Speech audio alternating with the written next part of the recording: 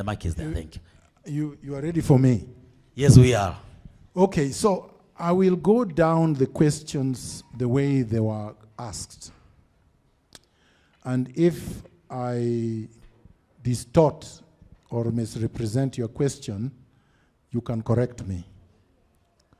The first one was, if I understood it correctly, major aspects of, I believe, leadership that our leaders lack towards good governance.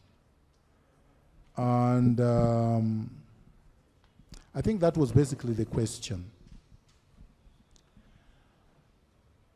If you heard me correctly when I was speaking, I listed 12 indicia of good governance, and I mentioned them one at a time. Most of Kenyan leaders, and by leaders I mean those who occupy public office, whether elected or appointed, lack the majority of things that I listed. And I think this is not a controversial point. It is mostly universally accepted that most Kenyan leaders, elected or appointed, are not appointed or elected on the basis of their competence or capacity to perform. Most people almost take it as a given that most, if not all of them, will either violate the law, infringe on ethical standards, or be outrightly subverters of the Constitution and the rule of law. And a large number of them are either convicted felons or criminals, or facing charges or not facing charges because of their political connections. So that's something that is accepted, unfortunately, in Kenya.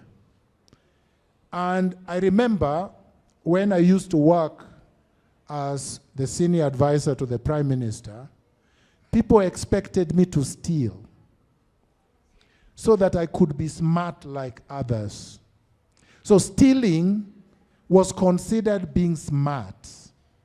You are eating where you are working. You are smart to an average Kenyan. And I think this is the issue that we have to address. So to ask me the major aspects of leadership our leaders lack, I've listed them. They are obvious. And those are the ones we have to change. If those do not change substantially, Kenya is going to become a basket case. Kenya, as we speak, is bankrupt. That's the truth.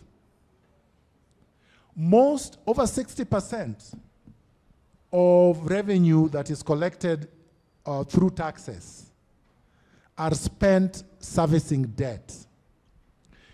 So turn that around and assume you are Kenya and you are earning 1,000 shillings a month, and 60 of this money is servicing debt.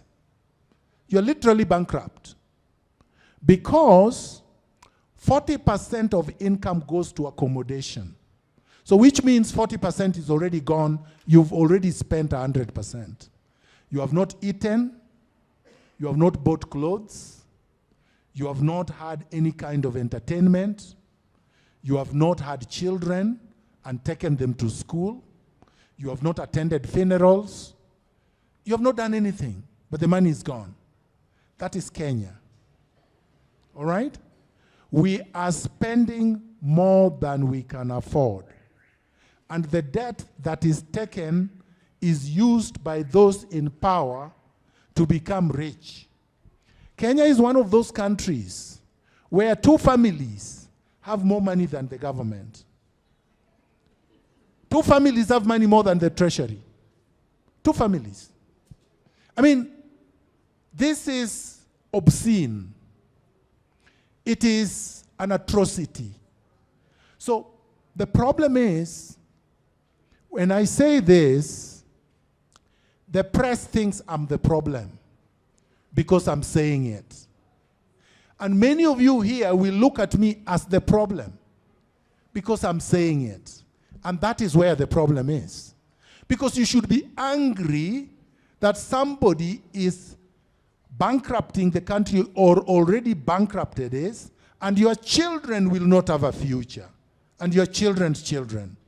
But you're not angry with me. You're not angry with them who are stealing. You're angry with the person saying they are stealing. So that is the problem. From the leadership to down here. The next question. The gentleman did not listen to me at all, at all, at all, at all. Because the first word he used is the word I already articulated, explained very well why the word deportation should not and should never apply to me. So you see, if you go to class and you're a good teacher and you have taught, and at the end of the day, you got this, you just fail that person. But this is a leader. This is how sad it is. He has been a leader in his county. He introduced himself as having been a leader. So if he does not understand what I have explained in 1 hour, how the hell does this person understand public policy? You see the problem? No. I want to be very clear that if you can't internalize what I've just said in 1 hour, there is absolutely no way that you're going to deliver services to Kenyans. So I don't want to be so harsh, but I had to say it. Because there's no other way of saying it. I'm not a good diplomat, and I'm not in the business of diplomacy. I'm a truth teller. Then he made it worse. Then he said, I swore in Raila Odinga and did not follow due process. So remember I told you all the indicia of good governance. And I went through the process and said, if you remove a citizen from Kenya, you're doing 2 things. You are renditioning or you are extraditing. And it has to go through a legal process. And I said it has to start with notice. It goes to somebody being charged. It goes to an impartial, neutral tribunal, then which has to be fair. And at the end, you are either convicted or acquitted. So, which process did I not follow? So that's number 1. Which is the due process I did not follow? I went to Uhuru Park like a citizen. Raila Odinga stood there. As a lawyer, I came with my pen. I came with my commission stamp. I signed. I stamped as a lawyer, which I am paid to do, which I have a license to do, and he swore. Right? Was he charged? Was Raila Odinga charged? Who was his coalition brother? Uhuru Kenyatta, the president that I am supposed to have been removing. So now Miguna, a lawyer who commissioned the signature, is guiltier than the one who wanted to replace Uhuru Kenyatta. Are you really normal?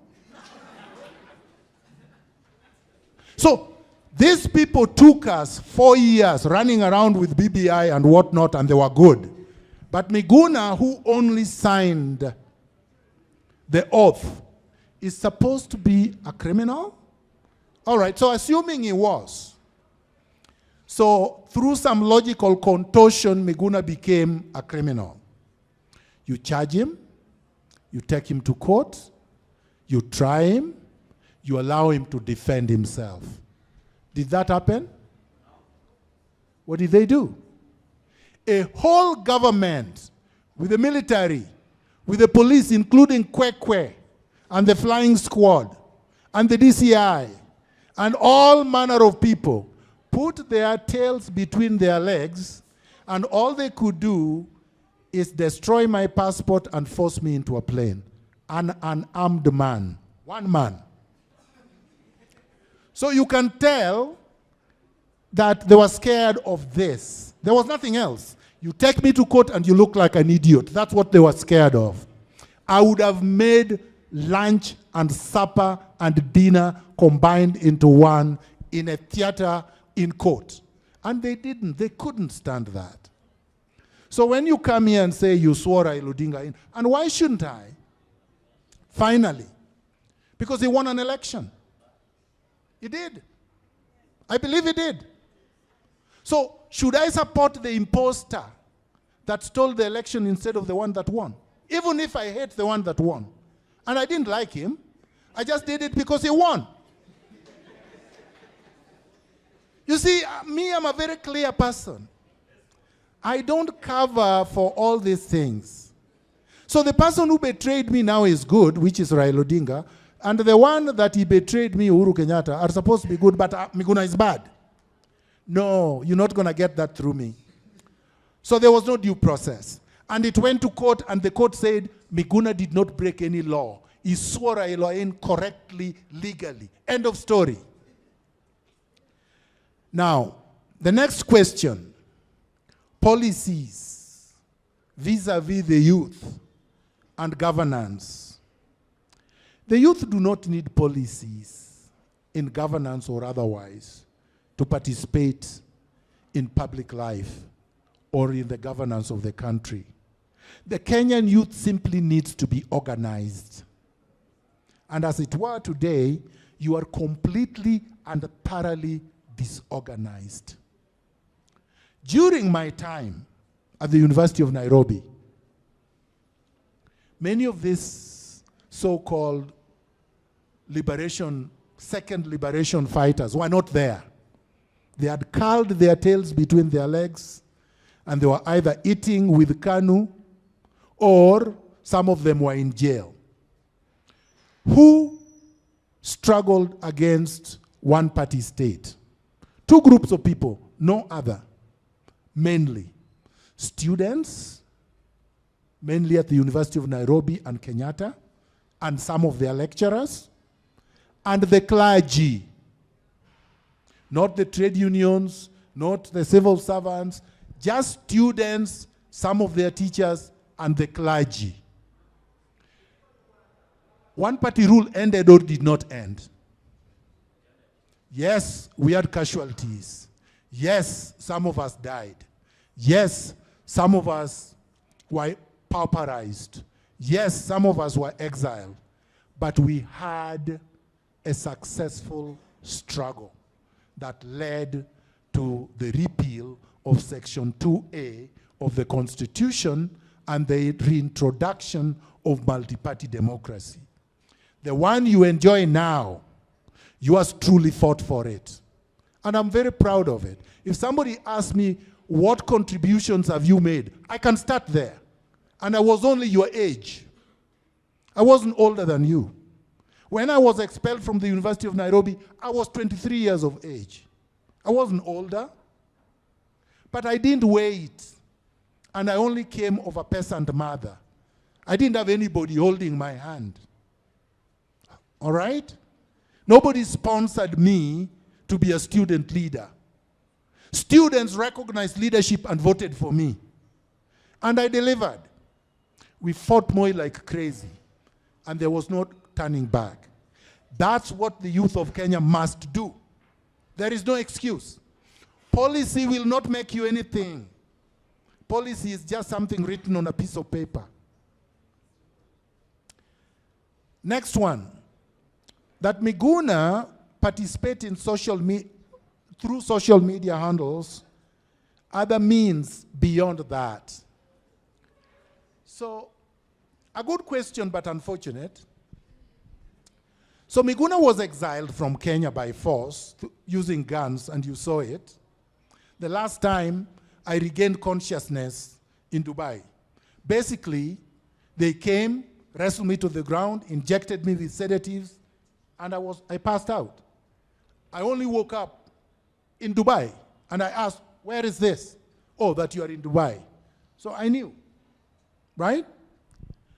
So I'm taken out, and I've been trying to come back for 4 years and 6 months, and they have blocked me from coming back. What else did you want me to do? Honestly, if you're using your brain. I'm in Canada. It's more than 5,000 miles away, 10,000 miles away. The media is controlled and throttled by the same people. All right?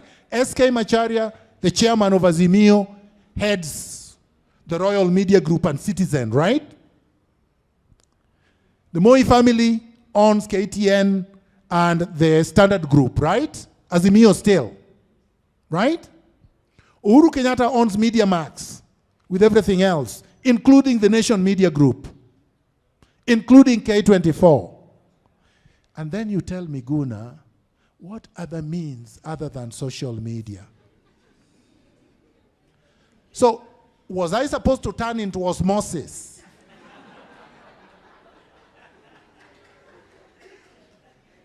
Miguna is just a human being like you. I didn't even have to do it through social media. Why me? Why not you? Why must I be the one?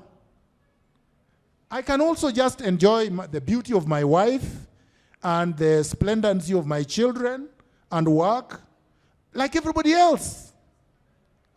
So when you're talking about me, you have to say, he's a human being just like me. Is he doing less than me or more than me? And if I'm doing more than you, then you are failing, not me. Because if you did like me, this society would have changed already. So that's number one. Number two, social media is more powerful than any other media. Unless you live in Jupiter. So let's come back to Earth. Which media is more pervasive in terms of how many people it reaches on a daily basis than social media? None. My Twitter handle alone is visited by more than 10 million people every day. My Twitter handle alone. I have almost 3 million people following me. That's just following. They're not following for anything else. They're following to read what I have to say. It's larger than KTN.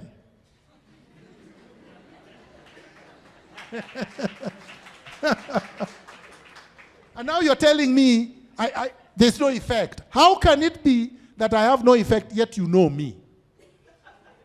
And I'm not your relative. And I don't teach at KEMU. Right? And I'm not your boyfriend. Right? So the only reason you know me is because I'm effective. We have to admit it. Some people will say, oh, he said he's effective, therefore he's arrogant. So what am I supposed to say? I'm ineffective when I'm effective. I am very effective. The reason why they don't want to interview me through the Githeri media is because they don't want me to speak. Because they know all the myths they have spread about me are false. And I'll be able to deconstruct them in 5 minutes. But because they want to perpetuate the myth, Miguna is mad, Miguna is arrogant, he can't get along with anyone. So how did I end up at KEMU if I don't get along with anyone? How come I was invited here and not them? You see what I mean? They just know it is blatantly false.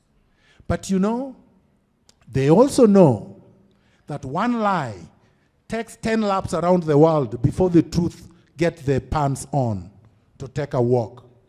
And the only difference between me and them is that I will tell it as it is every day, night and day, every year long until I die.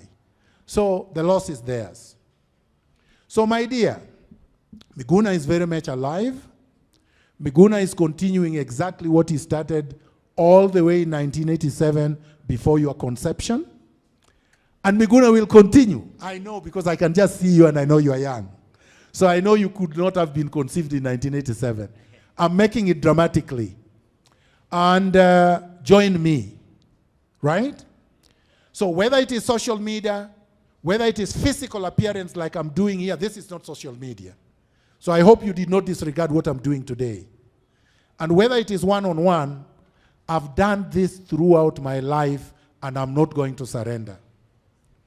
All right, major achievements regarding good governance. I think I've answered this question. If all this I'm doing, if all I did was just this talk, I'm okay. Because how many are you? You are more than 100. If I imparted just a little bit of knowledge, I'm okay. I can go to sleep feeling very well. Then he says, if I was a head of state, what would I improve? How would I improve the life of Kenyans? I think now you know. I believe in integrity. I believe in all the principles and indicia of good governance that I've said. I'm committed to them. So if I were, hypothetically, I would govern according to the dictates that I have enunciated. I ran for governor, didn't make it, good leaders don't get positions, blah, blah, blah. So first of all, you don't have to occupy public office to do anything. I'm here, I don't occupy public office. I'm making a contribution in my small way, just like every one of us. You are making contributions in your small way, whether it is at the family level, whether it is at the employment level, whether it is as a student, you make your contribution. And that's all I am doing. Now, whether or not good leaders are elected, that's for another day. But that is assuming the elections were fair, free, and credible. Were they? They were not. So how do you know I lost when the elections were not credible? How do you know Sonko won? And between me and Sonko, who would you rather listen to at this event? Does it really matter that he won? And where is he now? You understand? Then the last one, what do we need to do to change the culture?